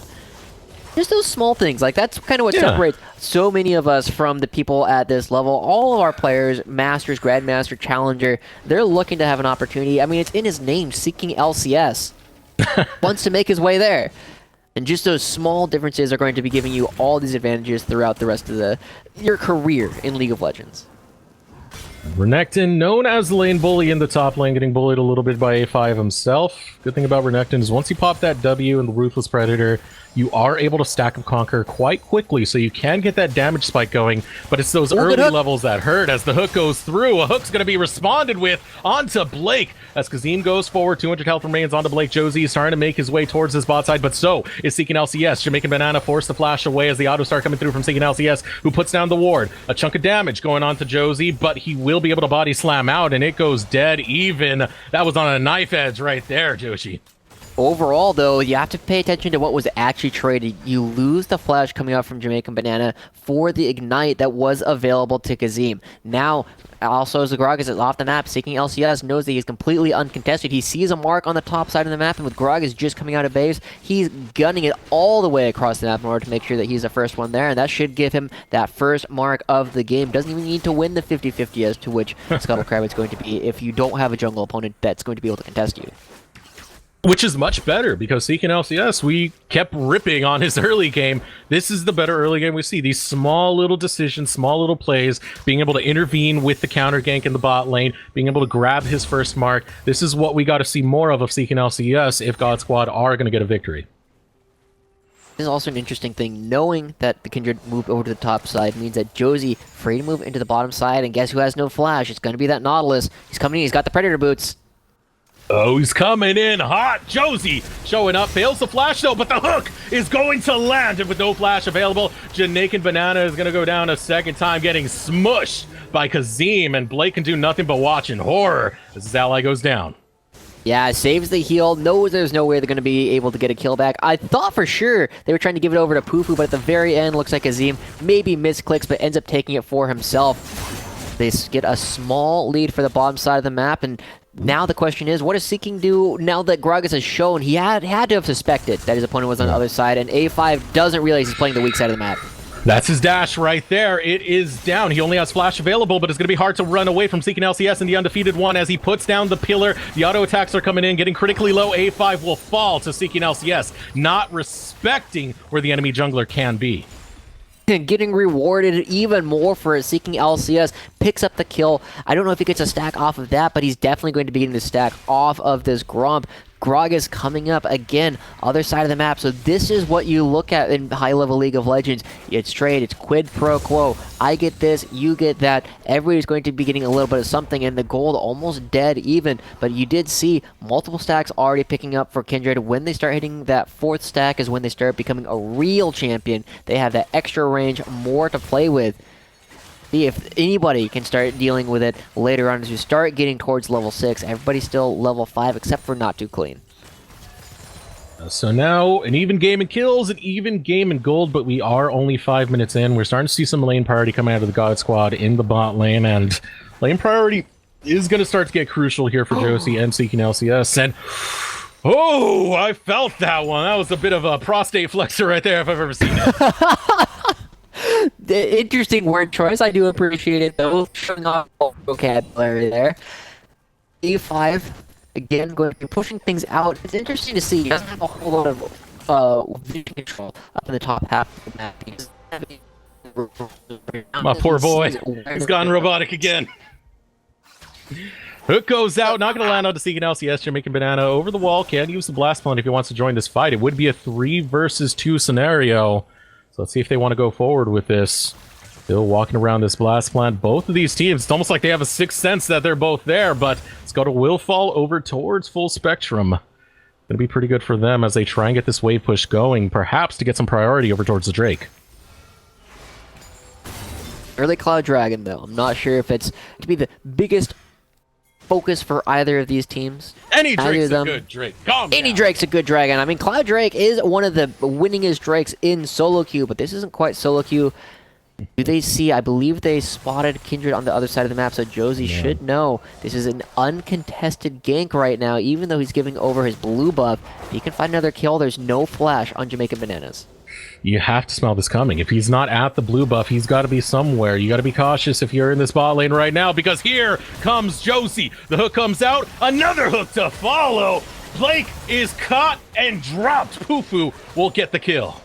And that was so smart. I thought for sure they were going to be going for the Nautilus, but he does a good job at hooking himself out, and Josie, instant target switch, goes for the Kaisa, who also doesn't have a flash available, and this is going to be giving this Kog'Maw that we were already saying is going to be doing more damage than the Kaisa at almost every stage of the game. Now with extra items, more damage underneath his belt, is going to be very difficult for Blake to be able to come back. It was traded, though. You did see Seeking LCS picked up at least one buff, and now might be running into Not Too Clean as he comes around the corner. Oh man, that was beautiful though, Joshi. That combo, the explosive cask into the death sentence, played so beautifully out of full spectrum, and That's what we want to see more of. That is high-level League of Legends coming through. There's a lot of pressure going on towards his top side. Still more marks going over to Seeking LCS. He's able to get some alone time with it as the knockup goes up in the top side as well. A5 starting to feel the momentum. He continues to chase down the Croc. Yeah, it's interesting. Seeking LCS, you saw, picked up another mark, which made Undefeated One feel extra safe as he went in for that little bit of a trade. And you see he's already committed to building that Spear Shojin for one of the last patches that is still available, as it's going to be disappearing relatively soon. But it makes his dueling power up into the orange so incredibly powerful. You're able to just completely stun out a lot of what A5 can do, because you have to remember, Orange Ultimate is a two-part cast. You have to hit the first part just to call out the go, and then you got to get a second cast in order to knock it and get the actual knock-up. And Undefeated One, once he has a Spear Surgeon, can stop the second part of the cast every single time. And not just Undefeated One. Once we start getting into team fights, Scatter the Weak, the Dredge line from Jamaican Banana, there are a lot of tools to try and chase down that A5 Zorn and stop him from using the second half of Call of the Forge God once we get towards that team fighting phase. But right now we're still in laning. We got another 4 minutes before plates start to drop, and now team fights start to break out as the knockup goes on the Undefeated One. Looking to dodge away from the Call of the Forge God, but Undefeated One critically low, burning him to death. A5 gets the kill. Just as we were talking about the opportunity to stop the Ornn ultimate, uses the stun just to get a little bit more harass onto the opponents and gets punished for it almost immediately. It is an opportunity for Seeking LCS to go and pick up this Cloud Dragon, which is going to help them out quite a bit. Every dragon's a good dragon. Every dragon is going to increase your chances of winning. But Seeking LCS, this is a very big difference in the jungle that we've been seeing from the first game. And as soon as this wave gets pushed out, expect to see another gank in the bottom lane. Jamaican Bananas lost his flash again, which gives another opportunity for them to just continue punishing everyone on God Squad. Look at Josie, he just stopped the recall. He smells it. He wants this gank to go off. The Lancer is going to be thrown out, but the hook lands onto Kazim, not the wall, which means he's free food for Josie. Going down once again, Banana falls, and now this turret is under siege. Yeah, there's no dragon for them to go try and turn to. Not too clean. Going to be in an awkward spot. Not quite spotted out just quite yet, but now they know exactly where he is. Oh, it's going to be the long run. Otto's starting to come in, but the claw over the wall is not going to be enough to stop the chase out of the squad of the gods as the damage goes through. Self-ult coming out of Not Too Clean, but it's only delaying the inevitable as Not Too Clean will fall slowly but surely to Seeking LCS. Here comes the big trade of objectives once again. Seeing that Josie is still down here in the bottom lane as they pick up 4 plates, an extra 2 kills worth of gold for themselves. It just means that Seeking LCS is going to be completely uncontested at this top side Rift Herald and going to be picking up nearly as much gold off of that as they just traded away. Again, unfortunately, Not Too Clean. Like your 2-star Lysandra and TFT, pretty good unit if you have a Morellonomicon on it. Not quite as much damage in the actual game of League of Legends. They currently building towards the Loon's Echo, which is starting to become a little bit more popular on this champion simply because it gives you that extra wave clear in the mana that you really need. The Hextech Proto Belt does not provide.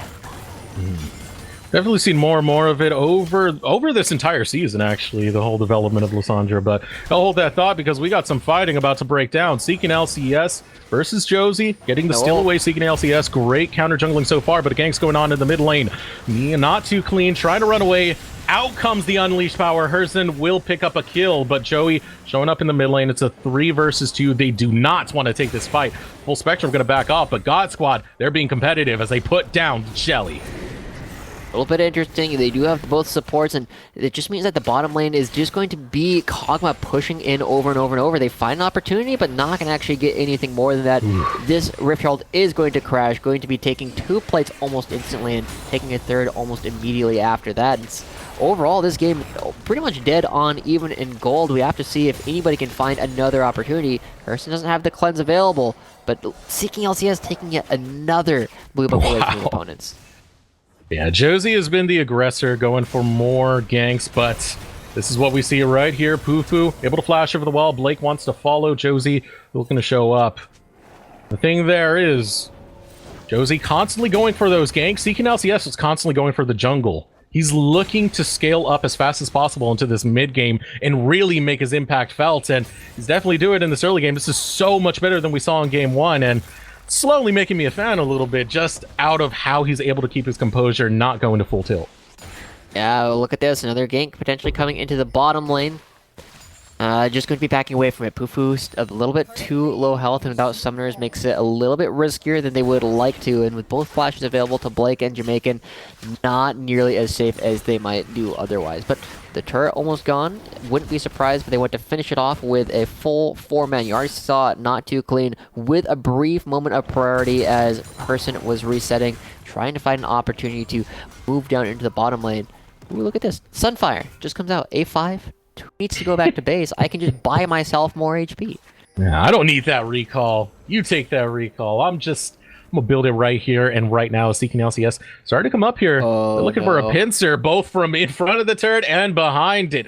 Jamaican Banana coming down to complete this rotation. They might send in Blake as well, who has the killer instinct, doesn't need to be in position to set up this dive. But here comes the dive. The response is starting to come through from Full Spectrum, though. Look at what's happening. Not too clean, making his way up. So is Josie. A5 will stop the minions from going towards the tower. This is brilliant, but the dive has been initiated. Now A5 trying to run away, wants to find a knock him. Not too clean is going to show up to this fight as well. Wants to put the Frozen Tomb onto Seeking LCS, but there it is. The Lamstress fight. It's not enough, though. Down he goes. A double kill picked up by Josie, but her zone able to join the fray. Kazim wants to save his mid laner. Finds the hook. Is it going to be enough? Yes. Yes, it is. They get the kill. It's an all-out war out here on Battlefield between Full Spectrum and God Squad. Ends up in a 3-for-4 exchange going in favor of Full Spectrum as Undefeated One makes his way out. All right, look at this. First off, gotta praise A5, making sure the wave never hits his turret, but they know they have to make the play now. And A5, again, doing so much work to slow down this actual dive, not able to get the second of the Call of the Forge God to come up, but now they're committed. They're taking turret shots underneath the turret, and even with the Lamstress fight, it's still going to be stacking up, but we're not done. Fighting is continuing. Hooks for days. Death sentence goes out. Looking to find Jamaican Banana as the teleport comes through. It's going to be A5 showing up to the fight. Autos over the wall coming out of Pufu. Just a barrel of laughs going through as A5 is able to grab the kill. Such a bloody game. This is exactly what we like to see, but with a member already down, Jamaican Banana not going to be able to provide his damage or his utility in this fight, and Mountain Dragon is just going to go over to Full Spectrum now that they have extra members there. The small gold lead that they picked up for themselves is going to increase now that they do more damage to structures and these objectives, but we got the same replay coming on right back up. We already talked about the Lamstress fight and how A5 did a good job of slowing everything down, but everybody already on their way, and there's enough time in this fight for Renekton. You see, he's completing his back. He's going to have enough time to teleport right back in as everybody shows up, and it looks good. Yeah, until Kazim shows up, and then Pufu there with a couple low members, just going to be able to finish off this last couple of auto attacks onto different members in Kazim. Just the first one to rotate, able to come in and find multiple hooks underneath the turret. Going to be able to do a beautiful job at cleaning things up, and maybe Full Spectrum going to be able to pick up a couple more turrets to add to their gold total here very shortly. Yeah, it's a little bit of a catch-22, isn't it, when you take the Kindred? Because when you go for the dive, you're expecting to use Lamstress Spite for yourself, but in that case, you end up forcing some of the members of the enemy team into the Lamstress Spite as the hook goes out. Kazim now under attack. Killer Instinct over the wall as the fight's going to start to break out. Going golden. Pufu will try and defend the support, but the hook goes through. And now joining the fight is going to be Josie once again. Knocks him into the Lamstress Spite, but here comes Not Too Clean. Frozen Tomb is ready, locked, and loaded. And down go members of God Squad, one at a time. Still able to pick up one more kill onto Josie, but Jamaican Banana is not long for this world. You're Jamaican him dead with one more auto. Triple kill onto Not Too Clean. That feels like a replay of what we all just saw from the previous dive. We saw a huge kill, the Lamstress fight there, trying to keep them alive for a little bit longer, but ends up as Joe has a little bit of fun. Thank you, Joe Fisk. But it looks so similar. The Lamstress fight keeping so many members low, and Josie actually did an interesting thing. He used his explosive cast to knock multiple people back into the Lamstress fight, seemingly saving their life, but they knew Not Too Clean had the damage to clean up afterwards. Undefeated One, we'll see if he wins this. Oh, this is interesting right here. Going forward, trying to get the damage, and he does have Spear of Sojin, but that doesn't do much for your defenses, boy. Pufu takes him down. Gator boots. Yeah, a little bit unhealthy to actually go for that. I like the idea. You were able to try and chain stun the Kog'Maw, but he had enough time between the stuns to get enough auto attacks down, and you see, didn't even have to use the flash there. A little bit surprising as we get another good view of the vision coming down. You see how much control Full Spectrum has started to pick up. They control the bottom side of the map. They are competing for this top side as the Baron starts to become an important opportunity. Seeking goes over the wall, if it get pulled right back. Oh, that might be suicide right there. Death sentence goes up, but one more hop and Seeking is able to stay alive, not go down. Josie couldn't put the damage in time, so all those very, very devious counter jungling pays still going to pay off for Seeking LCS. I'm not going to get the blue buff this time, but definitely has a lot of stacks, getting a lot of extra range and the extra damage. I'm curious to see what these two teams are going to do in relation to the Baron. We saw a lot of fearlessness coming out from Full Spectrum in the first game. They were willing to start hitting the turret immediately, but now they actually have a situation where A5 not that far ahead of Undefeated One. I've seen this before. I've seen this a little too many times now. Undefeated One, time to count the losses and back off. It's A5 who's going to back off, knowing that Seeking LCS was near thanks to a ward that was placed earlier. Now A5 just going to back off and most likely start crafting some more new items, doing Ornn things, calling over your forge. Call. It's a ram. That's what it is. Throwing rams at people. Ornn things. As you do, but look at how the vision has transformed in the past minute or so. So much control coming out from Full Spectrum in the Baron River. That's 3 control wards and 2, or only one. One of them is going to be the Rift Scuttle, but there you go, Kazim getting attacked and ends up going down. Are they going to try and turn it around? Oh. Yeah, Herzone picks up a kill, but not too clean. Caught out by Seeking LCS, forced to back off, but hopping over the wall. Seeking LCS, you got to be careful here. Don't want to get caught by the Frozen Tomb, but Baron is going to spawn and be that ally for not too clean in the meanwhile. A little bit surprising that it spawned in the middle of the fight. I don't know if I've seen that before in LCS at all, but here we go. Look how much damage he's not doing to his Ornn right now. He's trying. Almost none. He's giving it the good old college try. But it's a defeated alligator right there. You're not going to get too much onto him, even with a Conqueror and Spear Shojin. It's an Ornn, and he's headed towards the mid game. Really is. The other person who's solidly in the mid to late game, Seeking LCS with a 7 stacks. That's the second time you have an opportunity to upgrade your range. That's going to be meaning he's going to be able to actually contest Pufu a lot of the time when they're just going in for these auto attack trades, and with the QSS to keep himself alive and out of the crowd control from Not Too Clean makes it that much more difficult to actually lock down later on in the fight. Really liking God Squad's chances so far in this one. They are slightly down, and they are going up against the Kog'Maw, so they do have to try and push things a little bit faster than they currently are.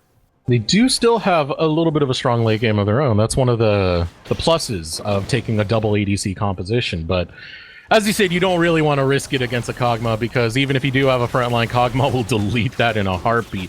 Dragon being started up by the God Squad, be able to claim the second Cloud Drake of the game as more pressure comes out of Full Spectrum over on that top side, claiming a tower.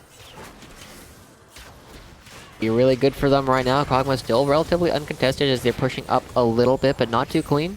I mean, he's got Demolish proc, going to be able to pick up another turret, so trading the Cloud Dragon for 2 turrets, a little bit surprising, a little bit unfortunate for the God Squad, as they also showed that a number of members are on the bottom half of the map, and that allows Full Spectrum to continue taking control of the vision. If we can get that pulled up here in just a moment, you'll see how blue and green the top quadrant of the map is, and only now God Squad's going to have an opportunity to run in and try and re-seize control of the map.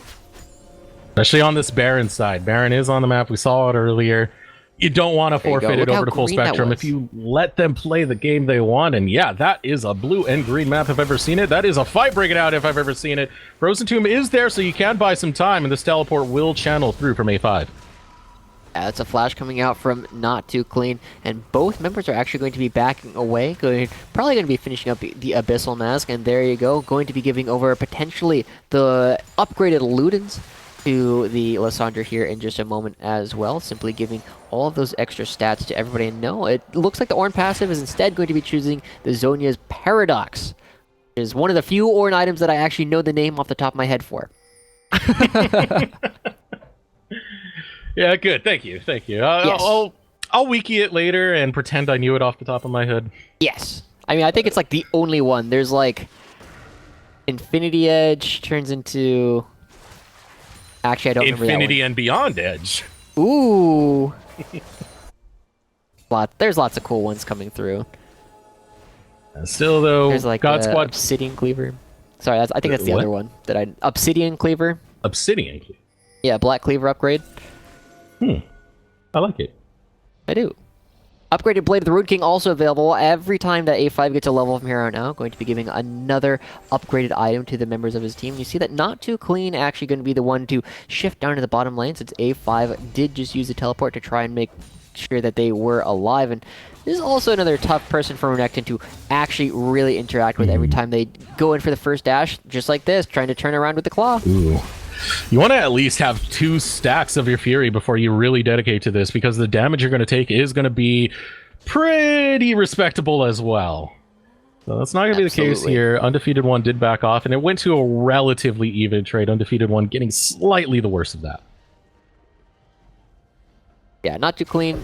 Doesn't have any sustain in his kit whatsoever. I mean, he still has the corrupting potion, so he can keep himself alive, but watch this claw. Yeah, Undefeated One, as soon as he sees it, knows he has to back away. But he's got sustain in his kit. He just runs into minions, presses Q, instantly gets all the health of a health potion right on back. So this game, looking to potentially stall out. I'm kind of looking to Full Spectrum to be the aggressive ones in terms of actually starting this, but ooh, Seeking LCS not quite going to run into Josie's Gragas as the battle for vision continues between sides of the map. Both of them do this Baron Nashor incredibly quickly, so if they ever get an opportunity to do it when they don't think their opponents will know about it, expect to see one team try and sneak it. But if God Squad don't start doing things, eventually we get to the late game, which I'm hoping that's not going to get to, where we're in 54-minute games and everyone's at 6 items. But that's the thing. If everyone gets that stage of the game, that's a gold advantage regardless going over to Full Spectrum because of that Ornn. And that's something that God Squad are going to have to respect as they head into the late game. Yeah, they already have a 1, 2, 3, 4,000 invisible gold lead that's not shown by the scoreboard simply because Ornn giving up so much extra stats to everybody on his team. But this is interesting. Josie doing something a little bit different. We've seen junglers try and do this where they go down and gank the extended laning phase in the bottom side of the map, but it does create an opportunity if it's ever known that he is there. God Squad could potentially look to go for this early start on the Baron, but they don't have a tank with them. They have Jamaican Banana, whose only real tank item is going to be this Locket of the Iron Solari. And his W. That's totally artificial health. Yeah, yeah, that's you. Yeah, helpful. Gives a little bit of base HP. You know, you need some HP in order to do anything, but there they go. Here we go. Uh-oh. Fight's going to start to break out here. No Fury on the side of the Undefeated One. So you're seeing it right there. That's exactly what we called out. You need to have a Fury bar built up to go into this fight if you're going to start it. If not, just don't start the fight. Otherwise, you get something like this, where he's below half health now, and Not Too Clean's barely scathed. Only 1, 2, and 3 on the Renekton, but now Pufu already here. It's got the double on-hit items, should be able to pick up this Cloud Drake, even though it's the most damaging single target dragon, but Seeking actually showing up as well. Everybody's going to be backing away. The Cloud Dragon is picked up here for Full Spectrum, and the first dragon, again, more impactful than any subsequent dragon. You get more off of the first one than the second and third one, so most of the advantage that God Squad had just picked up for himself just vanishes in an instant. The next dragon also going to be an Infernal.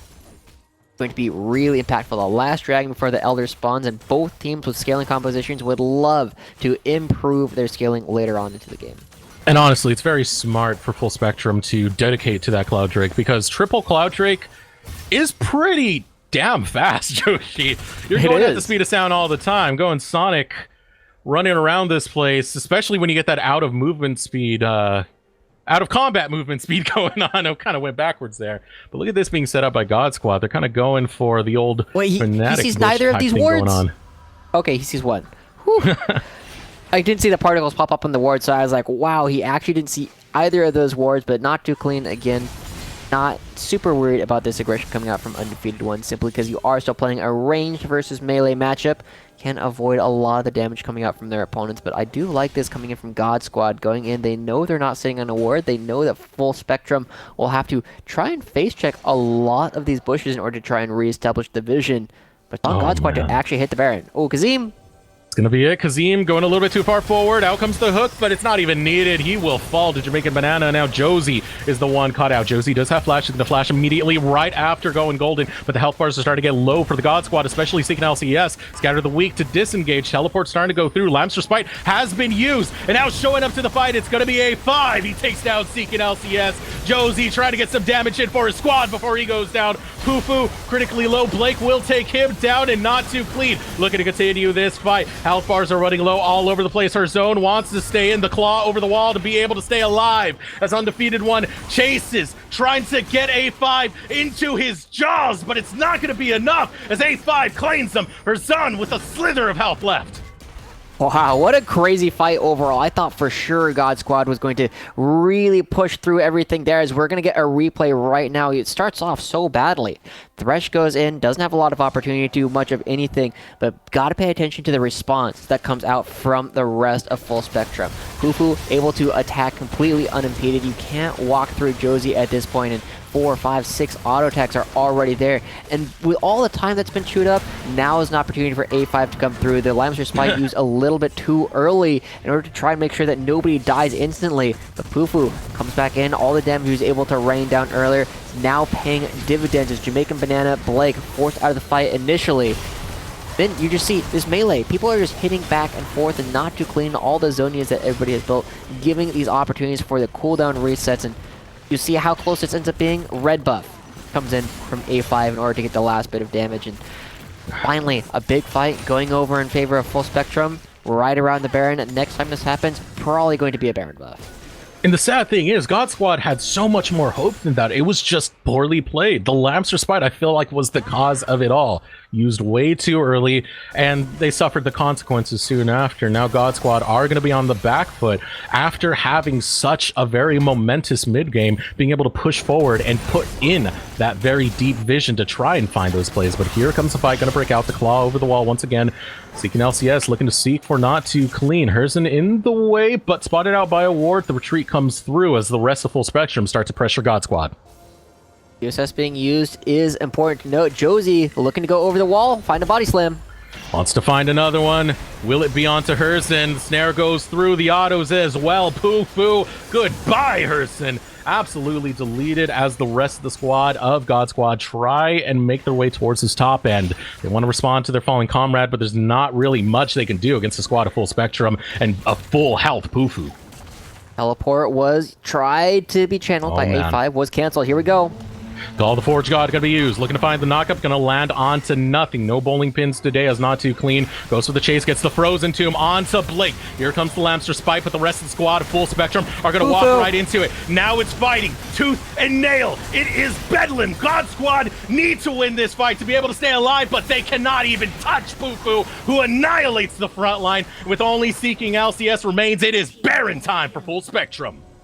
Seeking LCS is alive. He's the one with the smite, but it's not even off cooldown at the moment. With the speed with which Full Spectrum do this, there's not going to be enough time for him to come over unless he guns it right there. We'll take a look at the replay. It just starts off with a pretty standard engage. Full Spectrum have a very standard composition. You got a frontline and a Kog'Maw that is going to be completely uncontested, and goes in, just locks down the enemy AD carry, and you see they're trying to do damage to Not Too Clean, but he doesn't really mind. He's got plenty of health bar to work with, and all he needs to do is chew up cooldowns. For Pufu, finally in a position where he's completely uncontested, able to rain down so much damage on multiple members with nobody able to do anything about it. And you know what happens when you don't hit a Kog'Maw? He's going to hit you, and he's going to be doing a lot more damage than you could do to him. 10 later, you are dead, and so is Baron. Now the Baron power play going over to Full Spectrum as they hit this map, looking to take towers, looking to take inhibitors. It is now time for the big push to come out of Full Spectrum as they head into the late game. Not a lot of wave clear coming out from the side of God Squad. They still have the Syndra, who is respectable with the Loon's Echo that they have already picked up, but not a lot else coming out from their jungler or their AD carry, and what little they do have, very unsafe. They don't have a ton of range to actually play for. But I guess if the rest of Full Spectrum doesn't just walk up and lets them clear it out, you know, you can wave clear with anybody. Undefeated One just walks up and clears out most of that wave. Good move, but you're only stalling it. The rest of the team is going to start to show up, and one of the big things is A5 in the bot lane is starting up the split push meanwhile. And you don't even need to be that close to hit Call of the Forge God, so his teleport being down is not really a big deal given how close these turrets are to each other. Both sides of the map, now they're going to be full transitioning an undefeated one, no dashes. Ooh, undefeated one using the slice and dice, but will get caught.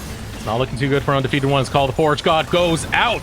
Double knock up onto the back line, and down goes the Gator again. As the rest of the squad, a full spectrum, start rotating around. A failed use of the flash body slam, but the explosive cast is going to land flush. Here comes the death sentence. It will whip as well. Her son needs to flash away to survive. He is one of the disengagers that God Squad need. Not too clean. Over the wall, but will take the lantern back to safety. Now Kazim going for the death sentence once again will be dodged away by Seeking LCS. Not too clean, looking to go in, puts down the frozen tomb as the rest of the squad, a full spectrum, are starting to go forward. Looking to fight Seeking LCS. Lamps to Smite being used. The kiting coming out of Blake. Blake cannot fall as well. Down goes Seeking LCS, and the rest of the squad of full spectrum. They played the long con. They've gone for a very grueling, drawn-out fight, and they're gonna win it. They're gonna take down God Squad. Her zone waiting for one last missile to drop from the sky and claim them as inhibitor tower number 1. Excuse me, Nexus tower number 1 goes down, but the minions not really here. The Gator is back, and he wants Poo-Foo for lunch.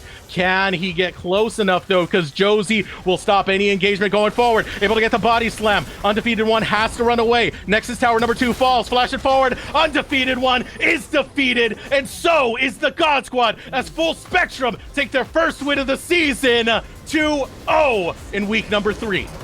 Wow, Full Spectrum looks so good. Their coordination in these team fights is just on another level from what we're seeing from God Squad. Every single time you saw that they were always able to create space for Poo-Foo, and the only time he died was really just a single mistake that he was able to make throughout the entire course of the game. But this is why the Kog'Maw is so good into the Kai'Sa, always able to create those opportunities for themselves. The one other thing I do want to highlight is we were watching Seeking LCS, and he had a much better game in Game 2 than he did in Game 1, but you could see he was going for a lot of these dueling plays, trying to catch out not too clean. Unfortunately, I'm not sure the rest of the team was on the same page. It didn't seem like there were a lot of supported plays. When you're separated, that's when you can get picked off one by one by one. Full Spectrum able to abuse all of these holes in their opponent's gameplay and find a full 2-0 sweep on week 3 here at the Risen Champions League. Congratulations to them. Yeah, big congratulations to Full Spectrum. A very aggressive team, a very dominating performance game number 1, competitive performance game number 2. But I got to give some credit over to God Squad, who did adapt in game number 2. That's one of the things you do got to give them credit for. They're now going to 1-2, which is still not too devastating of a record. Getting those early losses, they do hurt. But you know they still have a fighting chance with the performance we saw in game number 2. I'm excited to see what Full Spectrum can do going forward. Yes, this is their first actual game going up against God Squad, but they have a lot more to play. This is only week 3, as we'd already touched upon. There's a lot more that they can do going forward throughout the rest of the season. They have so many more weeks. They have 4 more weeks of games that they gotta play in order to find themselves at the top of the standings. In Division 1, it's going to be a very competitive set of games between everybody else who's currently playing. Yeah. So that was a good day of League of Legends, Joshi. I believe we're going to have to start closing it out right now. Do you got any closing statements for us, brother?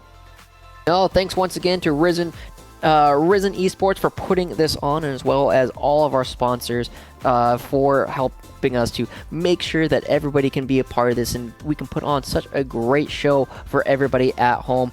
Thank you again to our production, Joe Fisk 20S, for doing a fantastic job as always. And it's been a great day. League of Legends, good to be back. Absolutely. And for the casting desk, my name is Eric Desarux Beltran. This is Joshua Joshi Howard, and everyone here at Risen, thanks you for joining us. And if you want more League of Legends action, be sure to tune in next time, next week, Sunday, Champions League, Risen Esports. You're not going to want to miss it. Have a nice night, everyone.